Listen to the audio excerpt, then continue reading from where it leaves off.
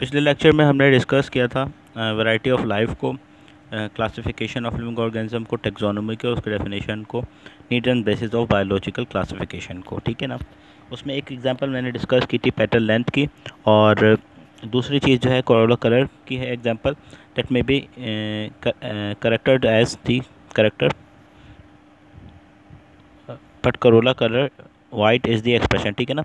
Corolla colour जो है वो एक क्या है, करेक्टर है, और उसका एक्सप्रेशन जो है वो वाइट करोला कलर। इसी तरह जो हाइट है आपके पास वो एक करेक्टर है, और टॉल होना या शॉर्ट होना या ड्वार्फ होना वो उसका एक्सप्रेशन है, ठीक है।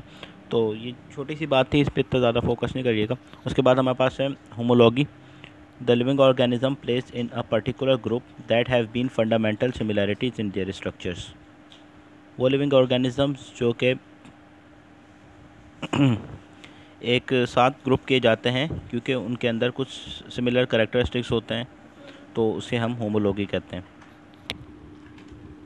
अच्छा, एक चीज़ ऊपर जो रह गई थी वो ये थी कि ये टेक्सोनोमी की definition that classifying living organism ये आया है NTS 2018 में।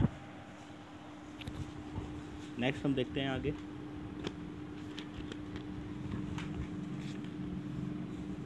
ठीक है, इसके बाद बायोकेमिकल कैरेक्टरिस्टिक्स की बुनियाद पर हम लिविंग ऑर्गेनिजम्स को क्लासिफाई कर रहे होते हैं, ठीक है। तो इनके हम बायोकेमिकल सब्सटेंसेस को कंपेयर करते हैं कि किन केमिकल इसकी कंपोजिशन क्या है, ठीक है, केमिकल कंपोजिशन क्या है। उसके अलावा इसमें इन्होंने नीचे बताया हुआ बैक्टीरिया विच में look like and have identical cellular structure, ठीक है। और उसके बाद इन्होंने एग्जांपल दी है कि इनके हम अमाइनो एसिड्स को कंपेयर करते हैं सीक्वेंस इन प्रोटीन में, ठीक है ना। और उसके अलावा इनके DNA को कंपेयर कर रहे होते हैं, और बस यही है। इसके बाद साइटोलॉजी मतलब स्टडी ऑफ सेल कि किस तरह के इनके सेल्स होते हैं, उस बुनियाद पर हम इनको क्लासीफाई कर रहे होते हैं, और क्लासीफाई कर रहे होते हैं जेनेटिक बेसिस पे। तो मतलब ये बिल्कुल ये आपको पता होने चाहिए पॉइंट्स से किन किन बुनियादों पर क्लासीफाई कर रहे हैं, ठीक है। तो ये जेनेटिक्स जो है इसको कंसिडर किया जाता है मेन टूल फॉर क्लासिफिकेशन, ठीक है। Main tool for classification of living organism is considered as genetics, ठीक है।